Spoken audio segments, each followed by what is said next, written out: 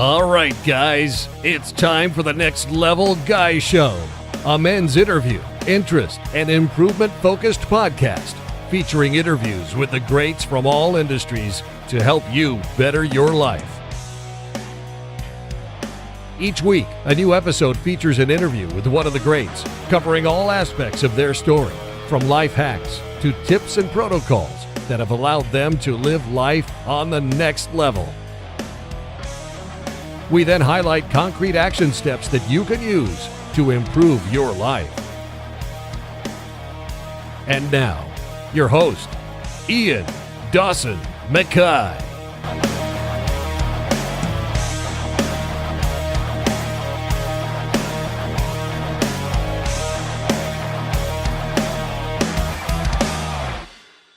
Your thoughts create your reality. If you're stuck in a cycle of negativity, it's not because you're broken, it's because your mind has been trained that way. The good news, you can rewire it. With the right tools, you can break patterns, shift your mindset, and start living the life you actually want. And that's a quote from today's guest, Ermina Ihsanovich. Today's guest is a powerhouse in the world of psychotherapy, cognitive behavioral therapy, hypnotherapy, and coaching. Ermina isn't just a skilled and compassionate practitioner. She's someone who has lived through life's toughest challenges. As a child war refugee, she witnessed firsthand how resilience and mindset can make or break a person. This experience ignited her passion for psychology and helping others unlock their full potential. Today, Ermina works with anyone from CEOs and surgeons to stay-at-home parents, guiding them to overcome self-doubt, manage stress, and break through limitations. Using a unique blend of cognitive behavioral strategies and hypnotic techniques, she empowers clients to transform anxiety, boost confidence, and rediscover their true, authentic selves. With a track record of leading mental health programs for NGOs across Europe and helping countless individuals align with their true self and identity, Ermina's mission is clear: to help you thrive and not just survive. Don't miss this conversation with a true expert in transformation and self-discovery. And now, let's get to the interview.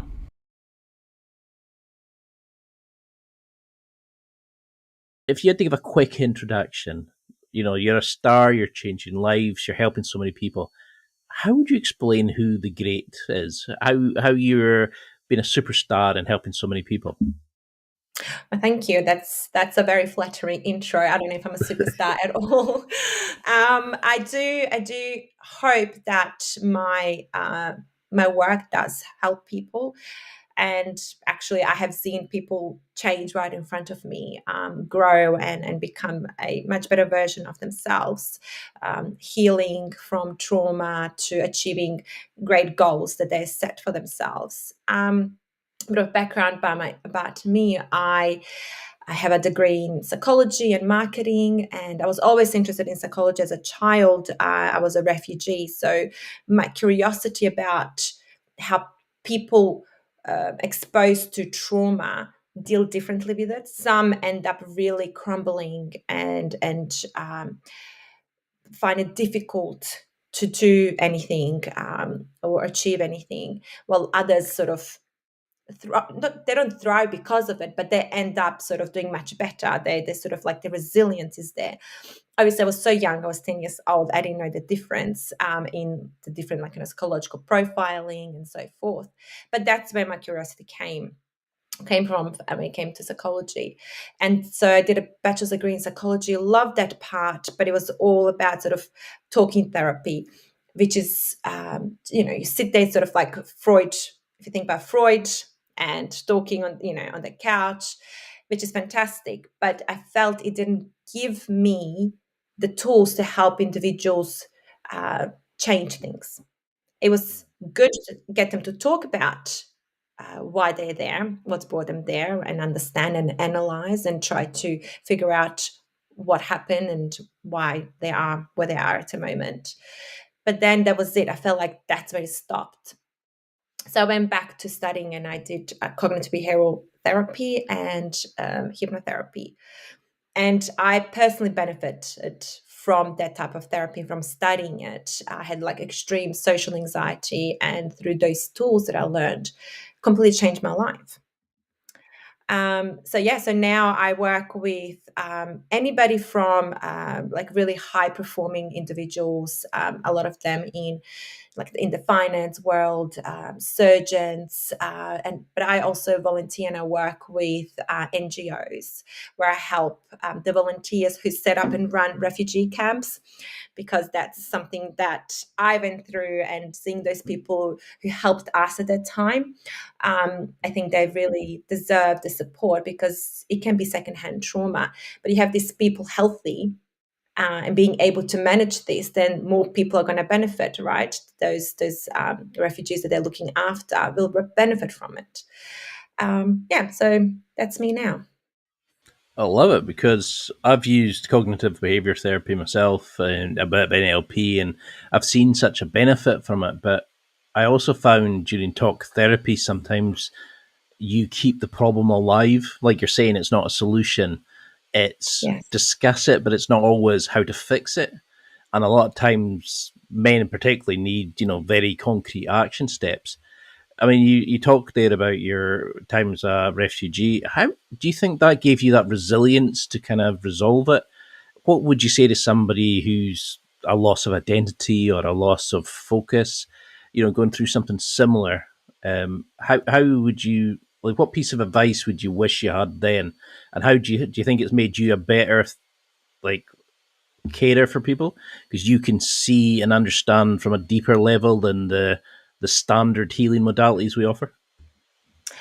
Right. So just to go back to the statement about, talking therapy is great, but it's not solution focused, which is true. However, trauma is released through talking, so it helps the body and the mind release the trauma. Just like certain activities, like certain sport, can help you with that as well, like yoga. But that doesn't mean you know how to change your life. What are the next steps? How to stop a vicious cycle or behavior that's really unhelpful. I think in all therapy, talking therapy is really important. But if that's all you can offer, it can be limited. Depending on the therapist, obviously, or the individual, maybe they just want to be heard, or somebody to be a witness to their story, to be seen. This is sometimes the first time somebody actually feels seen, because they've never had somebody sit there and allocate an hour to them and listen to them and really listen to them and see them. So that's one part. The other part about my background and how much that's influenced my work and how I work, I think the curiosity started there. And it's interesting because, like, when we study psychology, a lot of the teachers say individuals start studying psychology because they want to help themselves first. The curiosity comes from there. So my experiences made me really curious about different personality traits and profiles. And because I was such a young person, I was only 10 years old when I was exposed to war and then being a refugee. I was still developing and not understanding the concept, and I was just sort of understanding that is good and there's bad, sort of like black and white thinking, which is really approached and looked at in cognitive behavioral therapy. How we think makes a difference. But I think my experiences maybe gave me the initial curiosity, but I don't know. I think there's the different modalities help with different objectives. And I believe my view is that our thoughts really drive our life. Our narratives can really create a difference in how we feel and how we live our lives. And then what I use a lot with my clients is mental imagery and visualization, because it has the same effect visualizing something as doing it physically. So the same parts of the body, the brain get lit up as if you were doing a physical thing. I don't know if I'm answering your question, to be honest.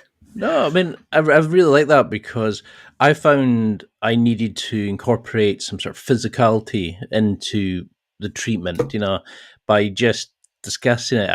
I was dealing with it to an extent. I wasn't kind of moving on from it or expelling the energy, but I think that was maybe my approach to it. That, like you were saying, it was the first time I felt like I'd actually been listened to by somebody. Like they were actually there to listen to me, rather than feeling like the black sheep of the family and never really fitting in or knowing my place.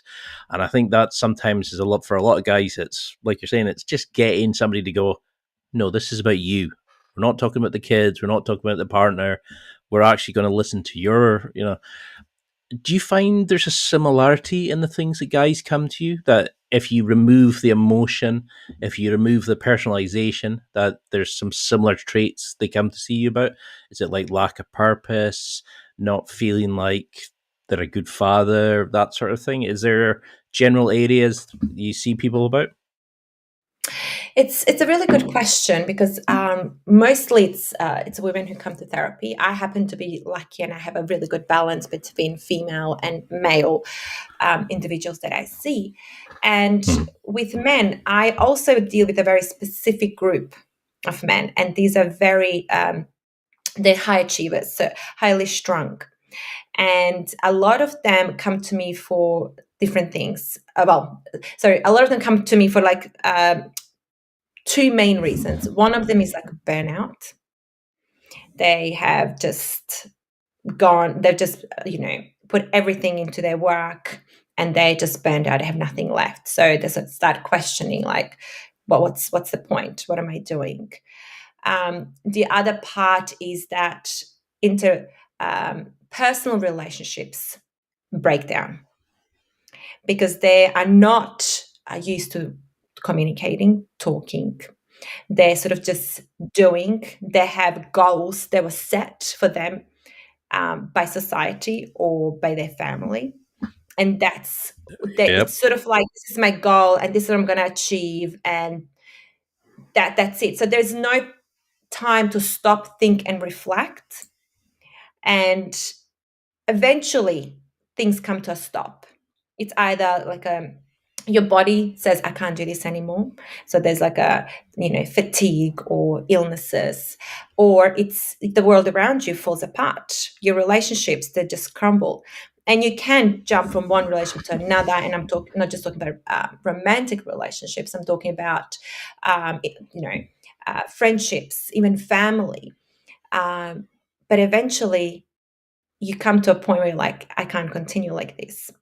So men tend to be forced into therapy. They realize, well, this can't continue. Whereas I feel like with females, I had a really amazing client come to me, and she said to me, I've decided to do therapy because everything's good in my life. And I'm like, right, this is very refreshing. She said, yeah, because now I can do the deep work. Before, when things are not good in your life, that's when most people think of going and doing therapy, because you're putting out fires, right? My job is really bad, or my relationship is really bad, or my confidence is really bad. But when things are good, that's when you can go and work on deeper levels, sort of to elevate yourself to become, it's like the best version of yourself or better version. Because when we're putting out fires, we don't have time to really go, why did I do that? Or this pattern of behavior that right now I think I want to change. Because it makes a lot of sense, because when you think about it, it's like the only time I actually asked for help or went to the doctor was when I was at the wit's end, or I was broken, or I was just thinking like how you could be speaking about me there, of like that. I know girls who've gone because they want to make sure their next relationship is better, or they want to continue feeling as good as they are, where a guy, it's literally, I broke my leg, I can walk it off. Oh, my leg's hanging off. I'm sure it'll be fine. I don't need to go to the doctor. We'll do anything to avoid it, and we usually go at our worst point.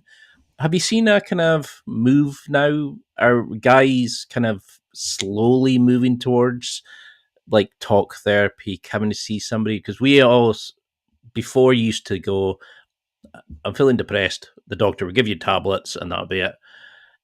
Is there a push now towards like other healing modalities? Is things like talk therapy, exercise packs, group self-help relationships and things like that. Are you seeing more of the removal of the stigma from that men hold about therapy in this It's generation? really, Because I really hope so.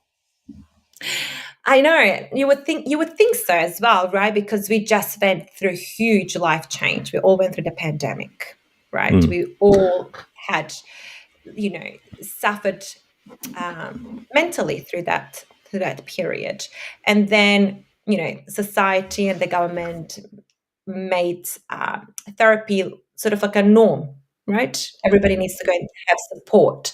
It's a normal thing to do. It's become much more acceptable to have a therapist. Well, so, because I mean, you do amazing work, and I mean, you just the stuff you put on social media, on your website is so benefiting to people listening. But how do we know the difference between you're under a bit of stress compared to actual pressure to trauma? What's the identifiers? Do you see the similarities in what guys come to you with? Do you see a kind of output that guys can see as a red flag, or is it quite personalized to the person? So there is difference between stress and trauma or anxiety. Stress is something that's really targeted and short. For example, I'm really stressed because I have a meeting and I need to prepare for it. And once the meeting is over, the stress levels go down. But like anxiety is like this, even just general sort of, it can be specific to anxiety. So it can be like social anxiety. It never goes away. When you're in a social setting, it could be anything from one person to like 100. It doesn't matter. It never goes away. It's always there. And trauma usually comes out somewhere, right? It can come out in physical health. It can come out with personality and psychological health, which impacts our ability to achieve our goals, to maintain relationships, have healthy relationships, and so forth. So yeah, so those are sort of the main differences. And do you see a kind of a move away now from the kind of okay, you need something. Okay, here's some tablets. Are we moving now into that kind of understanding of actual talking this out and kind of being a bit more open? Are we kind of understanding that what where we would call a kid stupid in previous generations, that was dyslexia. We're kind of understanding more of these kind of labels and what's causing this. Like, how does our childhood affect our past affect our future? Are we kind of Mm, understanding now the link between the two, and how does our childhood affect our present and our ability for the future? great questions. I'll start with the first part, which is about, have we moved as society? And we definitely have. Schools these days do a lot of uh, activities and sessions with children to teach them about their emotions, to teach them tools and how to manage really strong emotions, which we didn't ever have before, right? So there is Definitely. yeah, so there's a change, there's movement. It's sort of like part of the curriculum now is to teach sort of like mindfulness, and most kids do sessions of meditation and yoga. It's very like a very common conversation to have with little kids, so that really has shifted and has moved. Before, anybody doing yoga or meditation was felt like sort of voodoo or something like that. It was not taken Mm. serious. There was not science behind it as much as it is now to show the benefits for practicing yoga, practicing mindfulness, practicing meditation. So that's definitely moved. The correlation between our past and our current state is huge. Our past really is responsible for who we are right now. So, having awareness of our childhood, of our relationships, really can shine the light on why we are the way we are, what worked and what didn't work. So it's the whole, nature versus nurture. Are we born like this, or does the environment and our way of being brought up result in who we are? And studies show more and more that it's nurture. You can be, you're born a certain way, but your environment, your upbringing will influence and change that. Epigenetics are it's like exploded onto the mainstream media, which shows a lot how our environment, people we spend time with, really impact who we are. Because I was just thinking just now about like how one of my friends had said to me that he'd been called stupid until he'd been told he had dyslexia, but he'd always believed that he was better, so it never kind of phased him.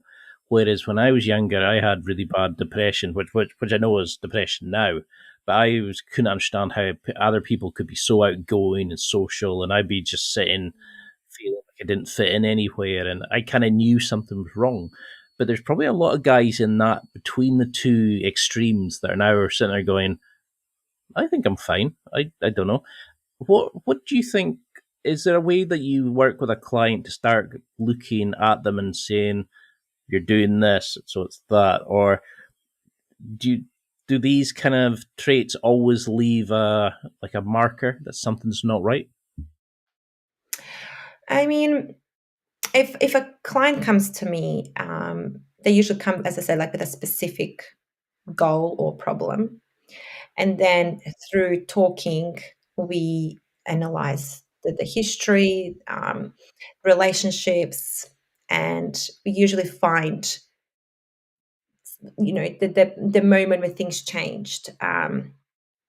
So it's very interesting. You talked about depression and so forth, but as a child, as children, Mate Gabor, he's a fantastic psychologist, and he talks about his whole theory is about attachment and security, and how that if we don't feel attachment with our caretakers, people who are primary, like mom or dad, or it can be anybody else, but people who primarily take care of us.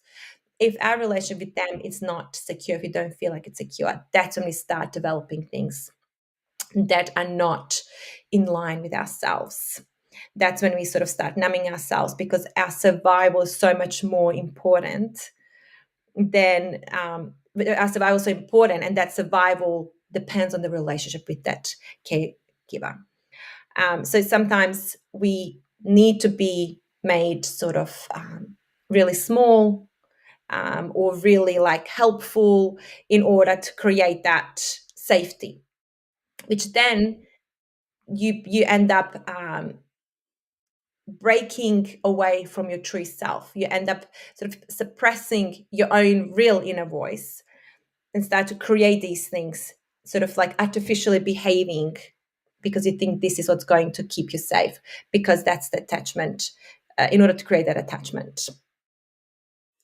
That makes a lot of sense, because you're probably getting a lot of people just now nodding their heads going, because we see how we do it is unique to the family setup, whereas a lot of times it's just our ability of stay safe. It's like our brain is just trying to keep us alive and to fit in, because it doesn't want to be kicked out the community, because back in the caveman days, you'd have been killed if you weren't in a community.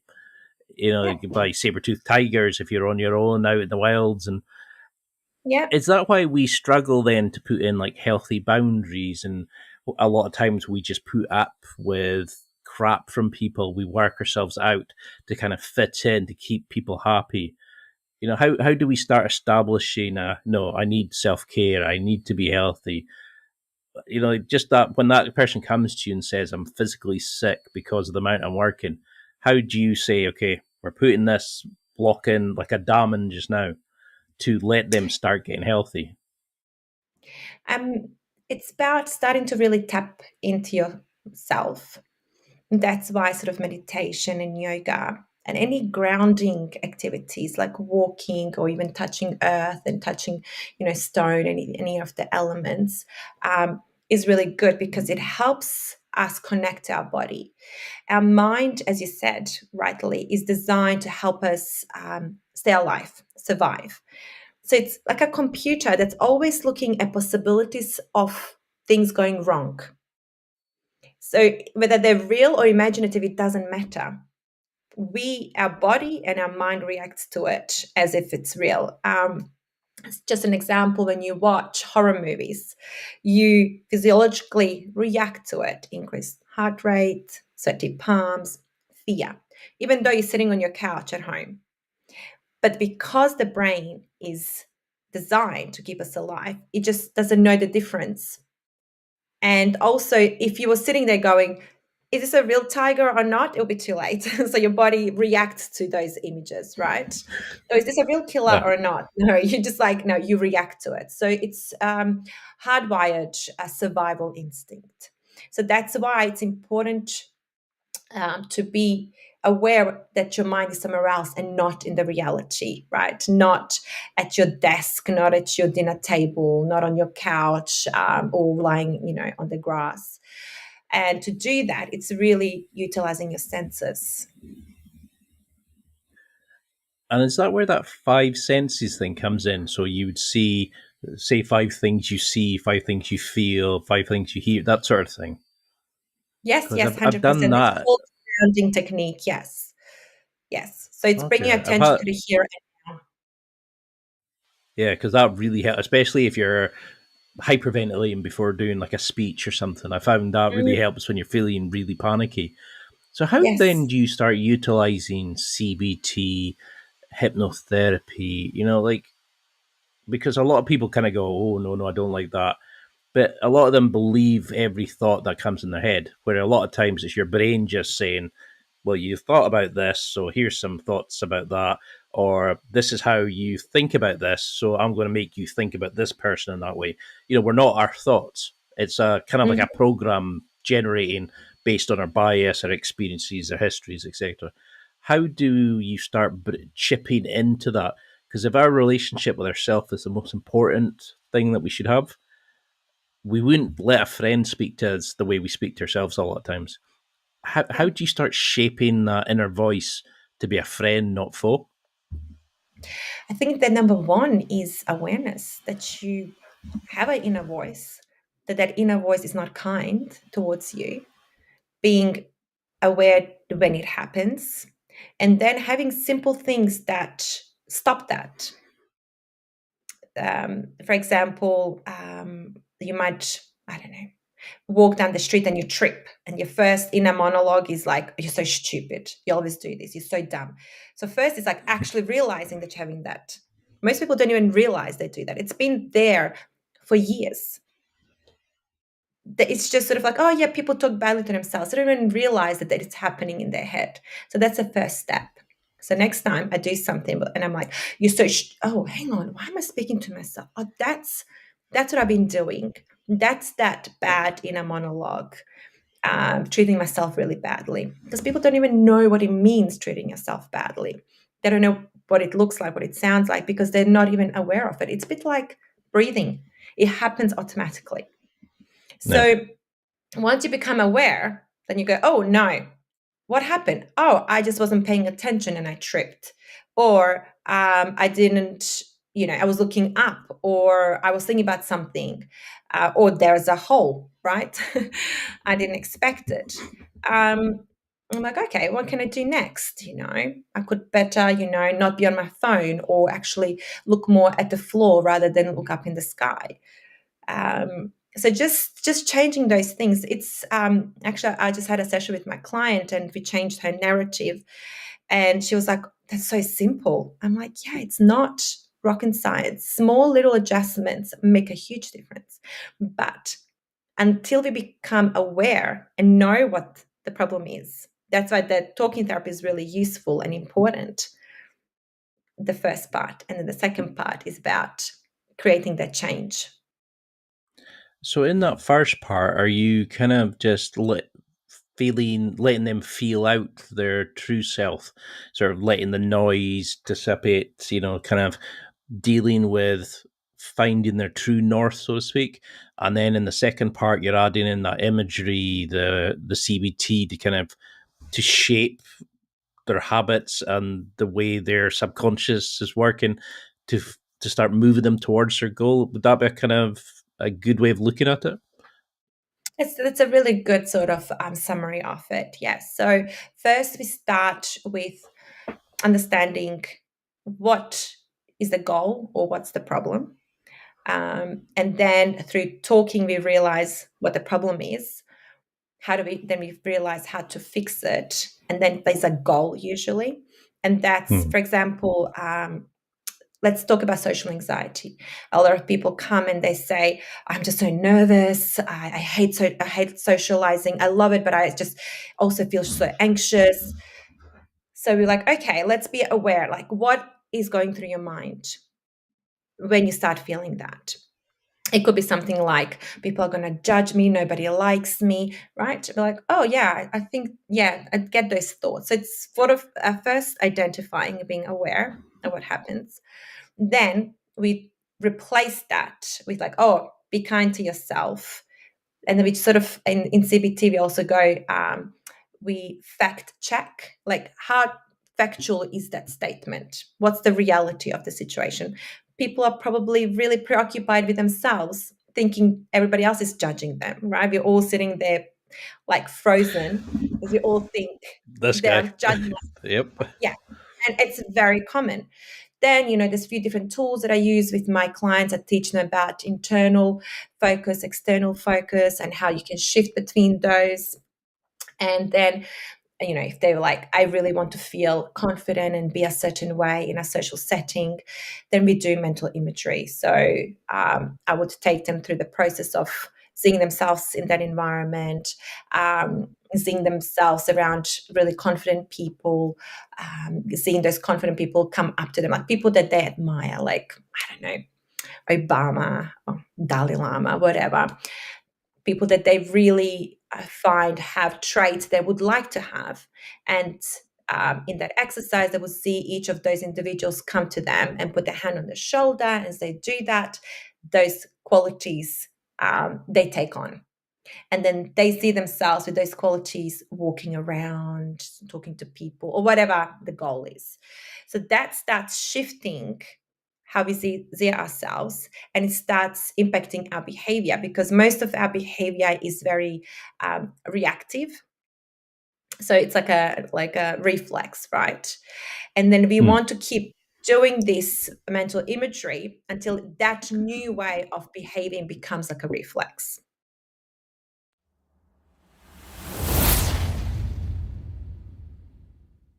It's time for a quick break. There are millions of potential products to buy, so how do you know which ones are worth your hard-earned money? Simple. You go to nextlevelguy.com/affiliates and explore those that will transform and improve your life. You'll find deals, listener exclusives, and special offers with some great companies. Recommendations are 100% honest and only on items Ian has tried or believes in. The companies showcased will make you a better man in all areas of your life. Simply go to nextlevelguy.com/affiliates and level up.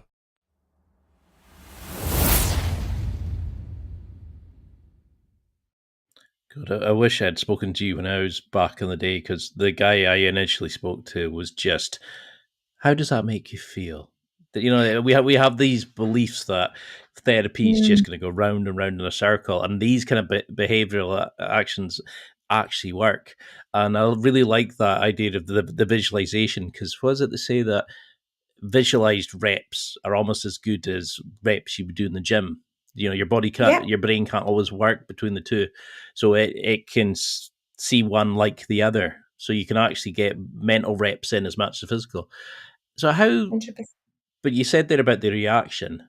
A lot of guys are like, yeah, but the second I start trying to change, I self-sabotage, I feel fear, I panic, because that's your unconscious kind of going, whoa, whoa, whoa, we're breaking our programming here, back up. How do you get past that initial fear, or, it's like you're changing your core self? This is why the mental imagery and hypnotherapy is really good, because you do it in your mind, and because the mind doesn't know the difference between reality and imagination, it takes it on as a reality. So it is as if you were doing that in real life. So that becomes much more, so it creates new neural pathways, right? So let's say this has been the path you've always gone down. Like somebody looks at you and you go down that path of like, oh, they don't like me, they think I'm stupid, whatever. And then you're like, no, we're creating a new neural pathway. And we have those thoughts, we behave like this. When we're in social settings, we think like this, we put the attention out. So you are constantly now you start creating a new path. So when you come to that intersection, somebody looks at you, it's easier to go that way. I like because that. it's I like quicker. that. Yeah. So CBT would shape sort of deals with that inner voice, the way it kind of starts changing the programming, and the hypnotherapy would actually work in conjunction with that to then take you on that new path.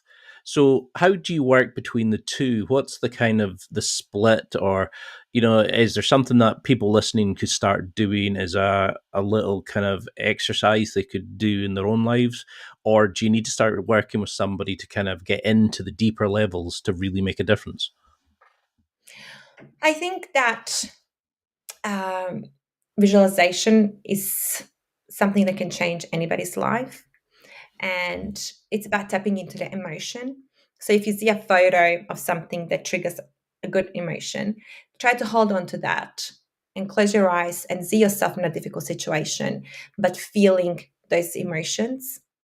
And just sit there. So your mind starts associating that difficult situation with a positive feelings. So when you are in that situation, you're more likely to feel positive and less stress or feel threatened. Also, what we are exposed to really makes a huge difference how we feel. So if you're constantly watching, let's say, horror movies or like violent movies or just violent contents, you're programming yourself, you're programming your brain to think like that. But if you're watching inspirational things, happy things, you're programming yourself that way as well. So neuroplasticity is great because the brain changes, but it can change the wrong way as well. So being very conscious of what we consume makes a huge difference. It's so obvious when you say it out loud, isn't it? Is what you consume is what you create in your life. And I think a lot of guys tend to be they wouldn't even think about the stuff that we consume on a regular basis. And Yeah. we're raised as men to be, you can't cry, you have to be strong, dominant, disciplined, and take everything on your own. And thankfully we're kind of moving away from that, but now we're getting the whole generation of people been calling it woke and liberal. And you think, why are we raising guys who are strong but getting crushed, who commit suicide at such an alarming rate? It's terrifying that we're thinking that asking for help is a bad thing. And I think that's the worst thing about the myth that guys get. Do you see a lot of myths in that clients come to you? Oh, I can't change. I'm too old. I'm not able to do that. Do you see a lot of kind of beliefs about healing from guys that you want to eliminate? This, I think we all lie to ourselves at some point, right? Sometimes we'll come to therapy because we're like, I'm doing the right thing because I know I have a problem or challenge, so I need to change it. I have, for example, clients who have addiction problems, anything from substance to behavioral, spending money, spending too much time watching TV, gambling, and so forth. And they'll come to me because they want to change, right? They want to stop doing that. But they really never intend to stop doing it. They're just doing something to say to themselves, look, I did what I can. Yeah. Right? They never intended to change. So they can say to their partner they're speaking to somebody, but they're not actually wanting to. Yeah, they don't want to change. So that's the number one thing about therapy is like, if you want to change, you will. If you don't, you won't. So that's number one. In regards to guys specifically coming to see me and saying like, but there is, I can't change, or I want to be a certain way, but I can't because of, my friends and so forth. I haven't experienced that because I think most of the time those individuals don't seek help. Oh, so by the If time they, they've come to you, they've actually accepted they need to change. Yeah. And I think yeah, that's what we were talking about earlier is you get to put, it's like the pain point where it has to get painful enough to put, that's why a lot of people stay in jobs till they're fed up, or the relationships till they get dumped. They don't like the relationship, but they don't want to mm, leave it because they're scared, and then eventually they get dumped and they're like completely soul crushed. How yeah, do you see like mindfulness, meditation, exercise, breath work? Do you see behavioral traits that you work in conjunction with CBT and hypnotherapy and stuff? Do you introduce these kind of concepts to people to say, let's get these into your habits straight away? Let's drink a glass of water. Let's get you moving. Let's get you, how do you start working physically so you help the spiritual and the emotional side as well? yeah. I mean, the mind and the body is closely connected. You can't have one without the other, right? And Mm. sometimes, so a lot of the times we create a blockage. We don't listen to our body.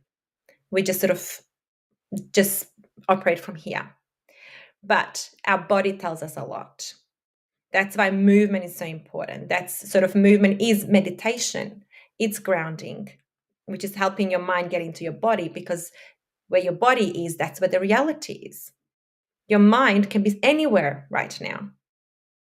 So that's why the connection between the body and the mind is so important. And yes, a lot of the times with my clients, I work and give them sort of homework or tasks to do between sessions, which is go for a walk, take photos of this, collect these, different flowers. I want them to get engaged. I want them to also, like example, some clients who might get anxiety, I tell them, okay, do something with your hands, clean something, draw something, just to get back to feel yourself. So once again, the psychosomatics connection between the mind and the body.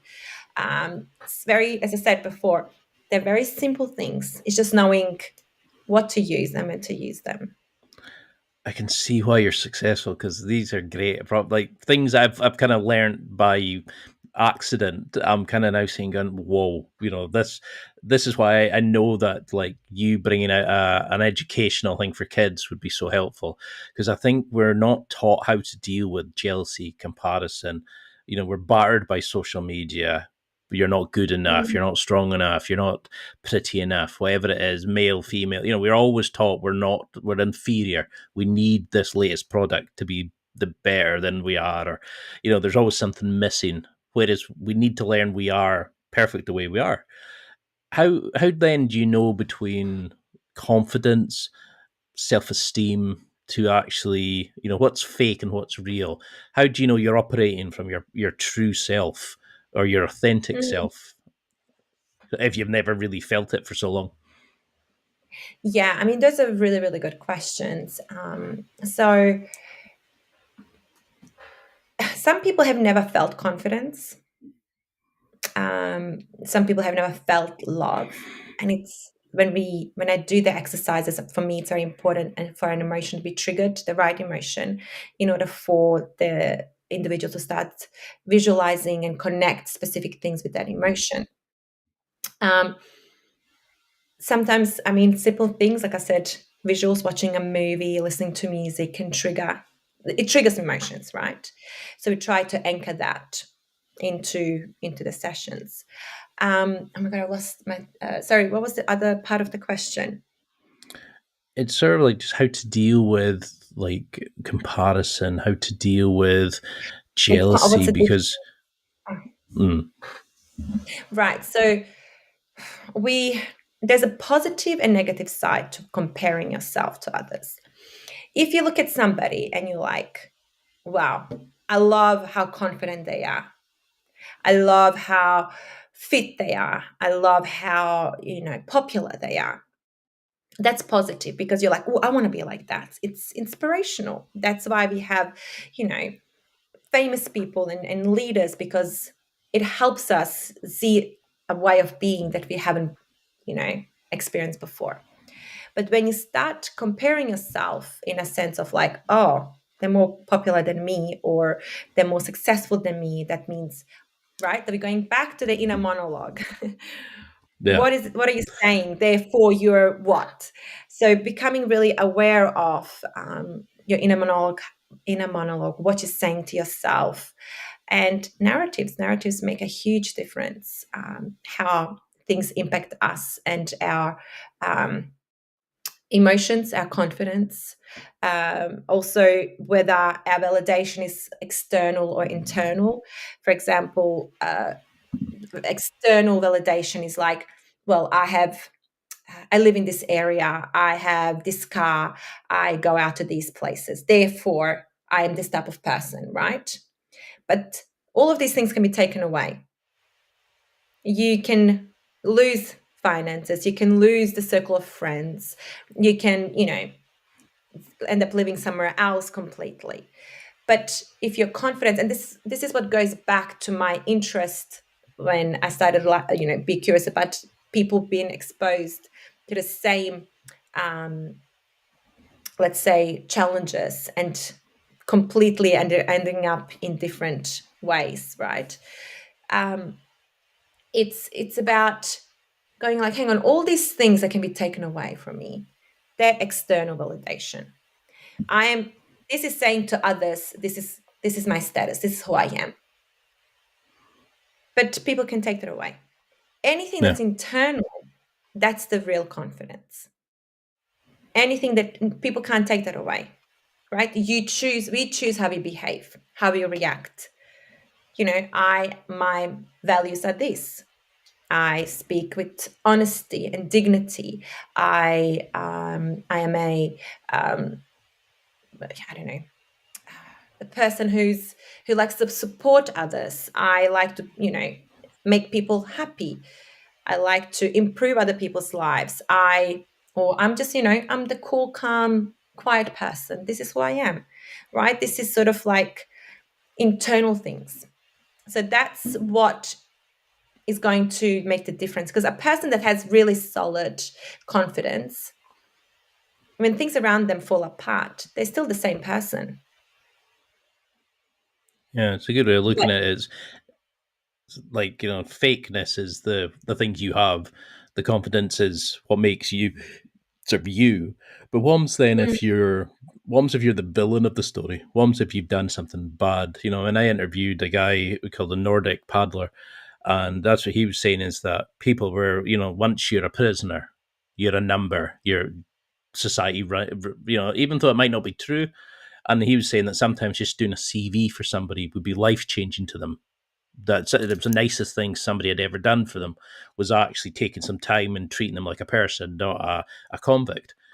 Once if you are if you have done something bad and never been caught, if you've been you've upset a partner or like illegal to badly behaved socially or whatever it is, how do we come to terms with our past for a better future? Because a lot of guys are struggling just now with, I might have done this, I might have done that. I had a fight when I was younger and I feel bad that I was like that. I was a drinker. I upset my parents. Whatever it is. I never came to terms with my parents before they died. How do we deal with that kind of grief that we carry around, especially when we can't be open and vulnerable about it and discuss it? I think number one is forgiveness, forgiving ourselves for not knowing better. Right? That's all we knew at that moment. Even if we knew at the moment it was bad. Sorry? Oh, sorry. I was going to say, I have guys who write to me to tell me, but can't tell a friend. And I find that heartbreaking in a way. Yeah, it is very, we get isolated, we put labels on people really quickly. I'm all against labels because it puts you into like a hole. Like that's your identity, that's your world. And it's like, we are humans, we're so multidimensional, we wear so many hats, right? And And number one is forgiveness. Number two, knowing that every second is a new opportunity to do the right thing. You can do the right thing the next second. So nothing is set in stone. Whatever we've done, we've done. You can always be a different person tomorrow or work towards it. Nothing is set in stone. You're not defined by something bad you've done. Well, it's sort of like if you continuously do the same thing and you become aware that this is not good, you can change. Yeah. In a way, you could.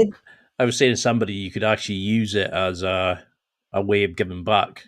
Like by taking the badness of it, and how can you flip it into the good to help other people? But I didn't know, was that good advice to give to people, or?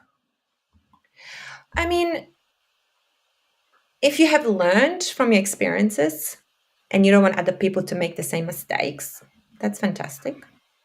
You can teach people, young men, how important it is to talk, how important friendship is, how, men usually making fun of each other just shows them hiding their true feelings.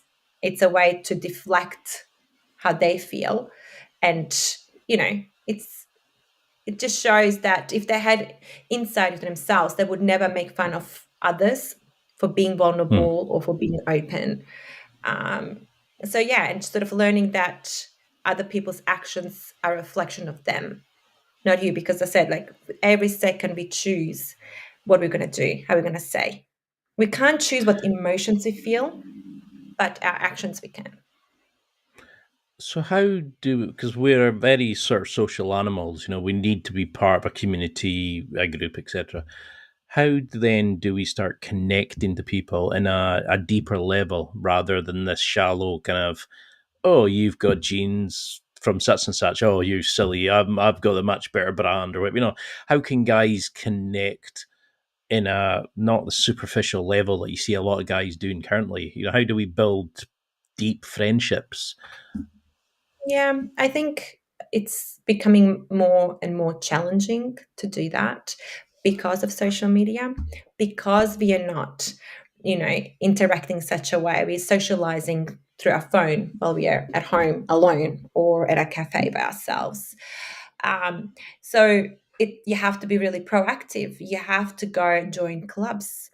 You have to find your passion, challenge yourself. Through challenging ourselves, we grow. And it's the growth mindset that we want to achieve and be like, yeah, join the running club, join the, poetry club, join where other people are going to come, where you can connect. And that's how we create connections.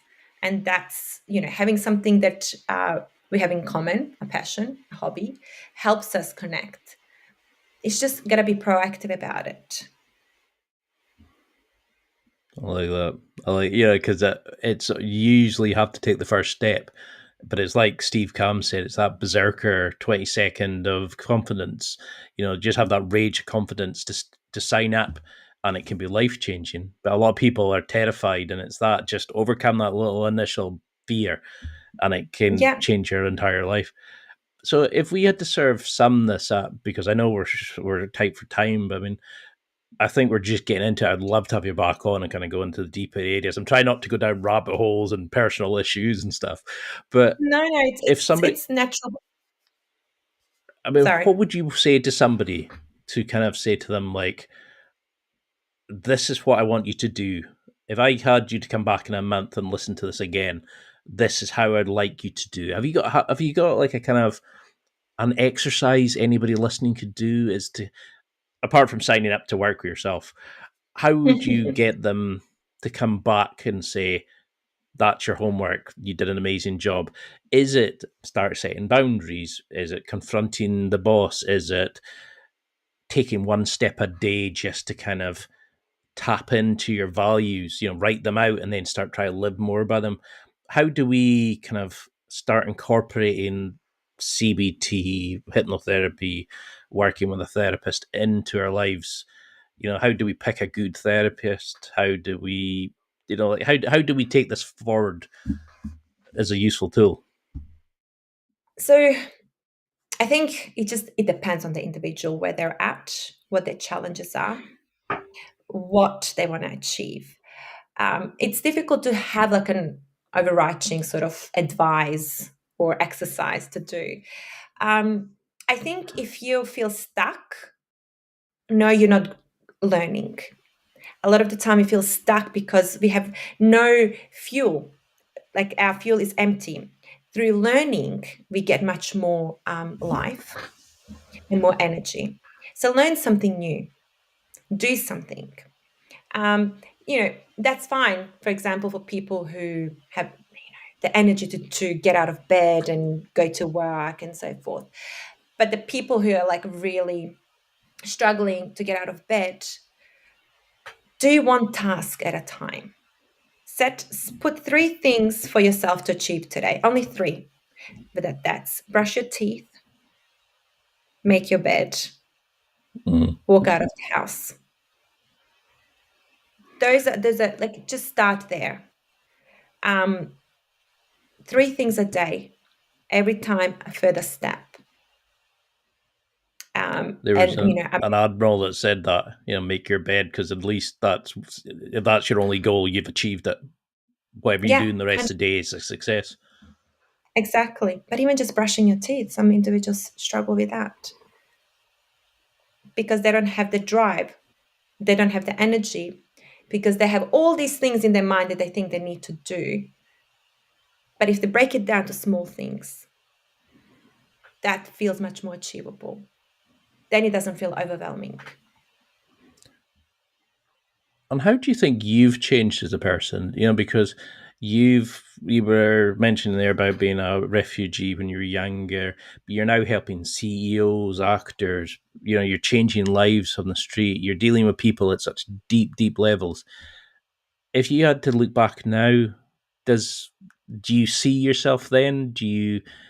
How do you think your own growth has happened? Do you think you've become a better therapist now because you've been on that journey? But how do you kind of make peace with your own journey to keep helping clients?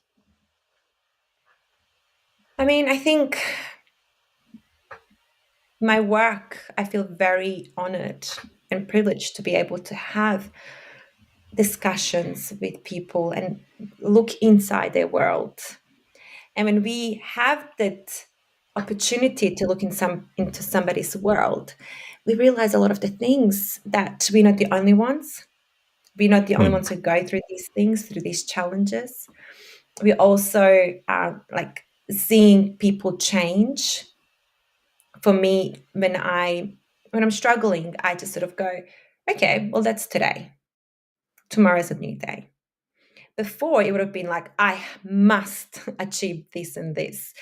And I would be so hard on myself, and it would just block me even more from achieving what I wanted to achieve.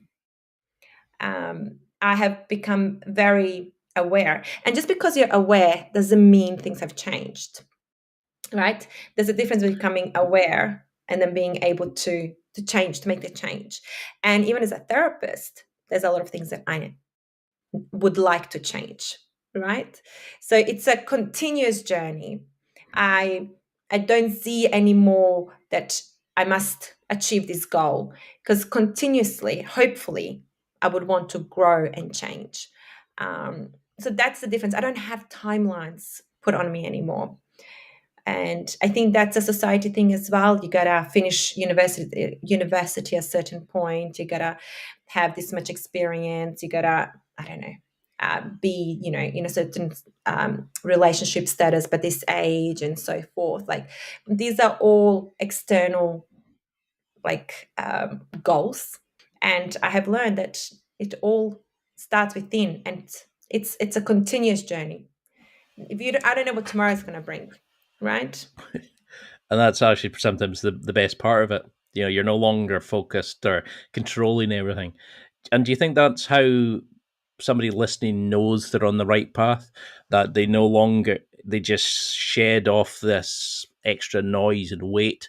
They don't really notice it. They just feel more content in themselves. Is that a good indicator of you're on the right path, you're progressing. You don't need to measure data. You just feel happier and healthier. I love that. I love that you said you feel more content. You didn't go, you feel more happy, because happiness is fleeting. Yeah. What I focus on, and I try to get my clients to focus on, is the internal calmness, the peace. Because then you can really live to the fullest, because you can be you. But when we don't have peace, we're usually running away from something. And yes, we might be happy here and there, but happiness is not a goal. Happiness is sort of like fear. At the same level, it burns energy. You can't be always happy. It's sort of the same level of intensity, right? So being calm, I would say, should be, it's a great goal to have in life. I love And that. yeah, I agree with you. That's when you're sort of probably on the right path. So I love how simple you can make it, but it's so like gets to the vein of the problem. Oh, I wish I'd had you as a therapist when I was younger, because you make it so easy. Are you taking clients on currently? Yes, I am.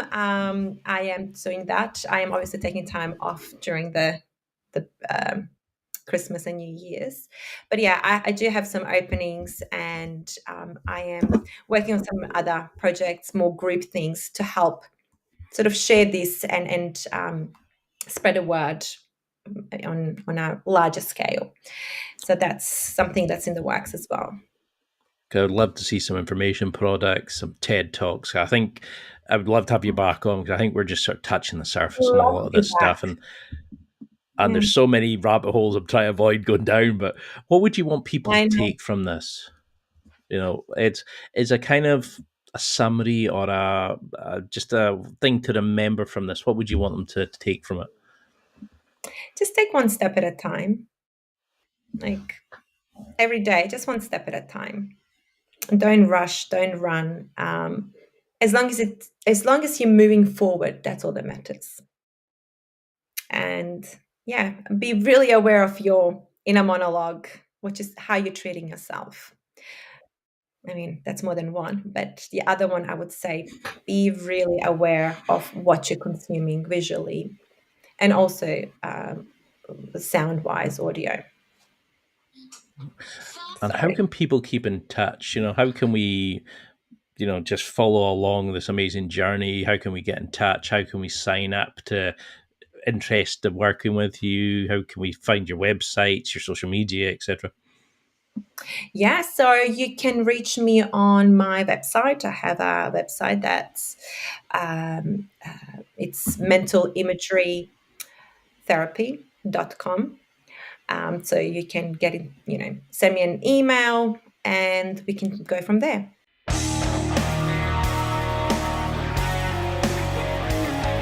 Well, that's it for another week, and thank you for listening. It's now time to take what you've learned and use it to develop and enhance your life with the key points mentioned. Listen, try it, embrace it, use it, and crush it. Now's your time to hit that next level in your life. If you liked this episode, then please leave a comment on the show notes or a review of the show on your podcast platform. Everything helps evolve the show. Until next week, keep seeking the next level in your life.